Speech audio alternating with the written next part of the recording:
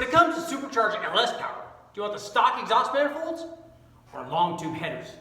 In this video, we're going to compare factory cast iron exhaust manifolds to long tube headers on a supercharged LS application. If you look back at the previous videos, you'll see we installed a CADILLAC STS supercharger on our 4.8 liter using adapters from the guys at Mac Daddy Parts. Now, back then, before we did the video, this was a viable option and a low buck option. Unfortunately, after doing the video, people have jacked the prices up on these CADILLAC blowers, so it's not really a low buck option anymore. But that doesn't stop us from finding out whether long tube headers make more power than the cast iron exhaust manifolds on a supercharged LS application. In fact, it works on not just LS motors, it works on any motors. But there are three things to consider. First thing is, how do headers work? Well, headers improve power not by improving the flow so much, but by improving what's called scavenging. What they do is send a pressure wave back up to the combustion chamber. They draw exhaust out and induction air in. So they improve power through scavenging. But the second question is, does this work on a supercharged application? I mean, we have positive pressure on the inlet side, so do headers still work as a scavenging effect on a supercharged application? The next thing to consider is, on a factory truck manifold, it's a long runner intake. So that works in conjunction with long primary lengths on a long tube header. They're both tuned in the same RPM range. What happens when we change the intake design, which we typically do on a positive displacement supercharged application? We normally shorten the runner. So are headers still effective on a short runner intake used on a supercharged application? Well, there's only one way to find out the answer to all of these questions. Let's get to the test.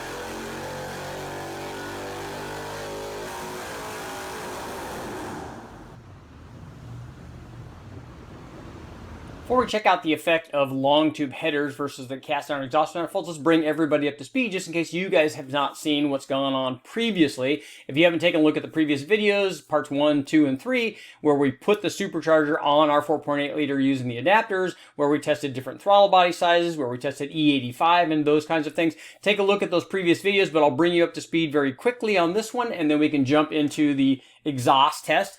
Our test motor was a 4.8 liter LS. It was an LR4 originally. It had the factory block crank. It had Gen 4 rods and JE forged pistons.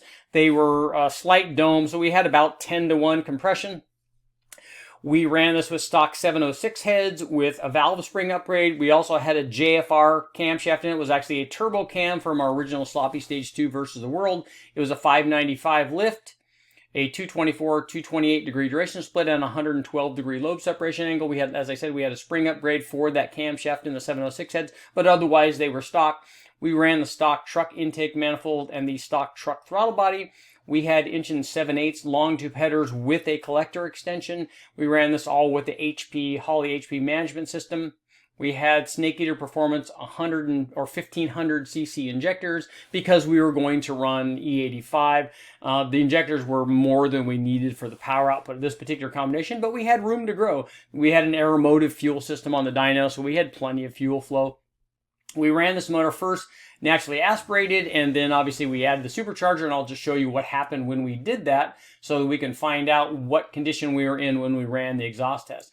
So run in naturally aspirated trim, our 4.8 liter with the mild cam in it, produced 401 horsepower and 368 foot-pounds of torque. And here's what happened after we installed the CADILLAC STS, the 4.4 liter CADILLAC STS supercharger as an M122. It was running about 11 pounds. We ran it with the pulley that it came with the blower, and we had the factory truck dampener or crank pulley on this setup. Here's what happened when we installed the supercharger. We ran this on, in this particular case, we ran it on pump gas. With the pump gas tune, it made over 500 horsepower and 514 foot-pounds of torque. But after running E85 and running the timing up, here's what happened. We were still running our stock throttle body. Now we'd eventually put a bigger throttle body on here and made even more power. But run with E85, additional timing, and still had the long tube headers in it. This combination produced 577.7 horsepower and 578.5 foot-pounds of torque. You can see good torque curve up near 550 foot-pounds. The long tube headers were obviously working. This thing was sized pretty well for our little 4.8 liter because the Cadillac blower was originally designed to run on a 4.4 liter. But I think it will support more power, and we're going to find out. I'm actually going to be installing this particular supercharger on a larger 6 liter application, something that makes more power NA, so that we'll find out how much airflow this supercharger will actually support. Right now it's making it in the 11-pound range on this 4.8 liter. When we install it on a 6 liter, the boost should actually drop down, but the flow rate should go up. So ideally it should be the best of both worlds. But here's what happened when we ran the supercharger on the 4.8 liter with the long tube headers. So now let's take a look and find out what happened when did we restrict this combination by putting the stock exhaust manifolds on? Or more importantly for most guys, they don't want to run long tube headers or they can't do it because of emissions. What happens when you have stock exhaust manifolds on a supercharged application? Let's take a look.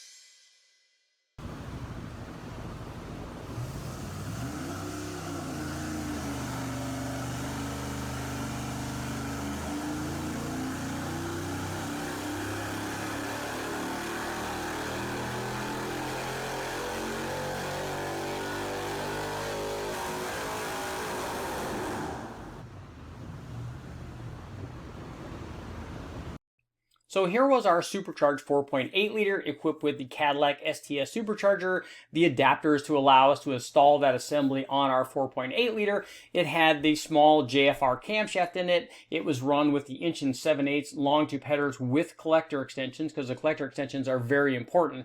They improve low speed power and they more accurately simulate a complete exhaust setup, because the extension after the collector actually improves low speed torque on these applications. We run that test a lot, and that always happens when we add the collector length. It improves low speed torque, and when we keep going with it, it usually has not much of an effect after that, after we get to the optimized length. So we had a collector extension on the long tube headers. We ran this combination with the air inlet. I'll go ahead and show you a photo of that or a video of that. And we ran it with the stock truck throttle body. Now, we made more power with a bigger throttle body. If you take a look at part 3 video, we ran a 102 millimeter fast throttle body, and the air going into the blower is obviously very important because it affects the power output going out of the blower, the airflow and the boost going out of the blower. But what happens when we change the exhaust side of the equation? And that's what this test is all about. So we ran this combination first with the long tube headers and the collector extension, and then we installed the factory truck exhaust manifolds with extensions on the manifolds. Now, we didn't run a complete exhaust, and the test might be a little bit different if we had a full exhaust and cats and all that, but this is the way that we had to run it on the dyno. So we installed the factory exhaust manifolds, and then we had 2.5-inch exhaust after the manifolds, and then we had a length of about 35 or 40 inches probably of 2.5-inch tubing coming out of the stock exhaust manifolds. But here's what happened when we installed the stock exhaust manifolds. That's in red. Now, obviously, from the the shape of the curves are fairly similar, but we can see from the power gains here offered by the long tube headers, which is in blue, not only did we pick up more peak power, so the power output jumped from, with the stock exhaust manifold, 563 horsepower up to 577.7, so we'll call that 578 horsepower. Torque was up from, or peak torque was up from 568 foot-pounds to 578.5 foot-pounds. But the thing that's interesting is not only did we gain power on the top end, but the long tube headers, the scavenging effect of the long tube headers was also present down low. Because if you look at the load in points below 3,500 RPM, the power output or the torque jumped from 528.6 foot-pounds up to 547.2 foot-pounds. So the long tube headers, the scavenging effect from the long tube headers was present everywhere, down low, in the middle, and up in the top. So this demonstrates that long tube headers are definitely an improvement over the stock exhaust manifolds, even on a supercharged application. And not just on a supercharged application, because one of our questions was, what about the runner length? Now, the runner length on this Cadillac STS blower combination was not the typical short runner length that we have on most positive displacement supercharged combinations, nor was it the long runner like we have on the factory truck, but it was kind of a medium length. So even with that change, even with boost and the medium length runner used on the Cadillac STS blower,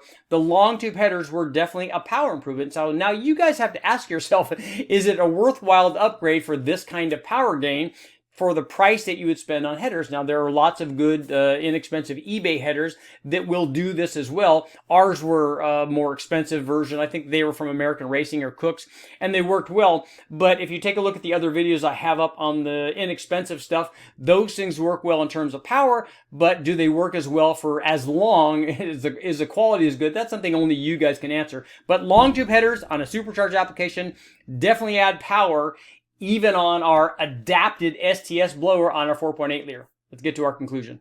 Okay guys, what's our takeaway from our comparison running the factory exhaust manifolds to a set of long tube headers on our supercharged 4.8 liter? Well, as we have come to find out through all of our testing, long tube headers improve the power. They do this on a naturally aspirated motor, and they seem to do it on a supercharged combination. Every time we compare the stock manifolds to shorty headers to long tube headers on an NA motor, it always improves power, and through the magic of scavenging, it improves power throughout the entire RPM range. As we've seen on this test, that continues to happen even under a boosted application like the Cadillac STS blower on our 4.8 liter. But here's another question that I did not get to answer on this particular test. What happens when we change the runner length of the intake manifold? Now, I'd love to test that and find out if long tube headers, and maybe various types of long tube headers, improve or do not improve the power when we change the runner length on a supercharged application. But that's another test for another day. I'm Richard Holder. Make sure to like, share, subscribe, ring the bell, do all that stuff. More testing coming up.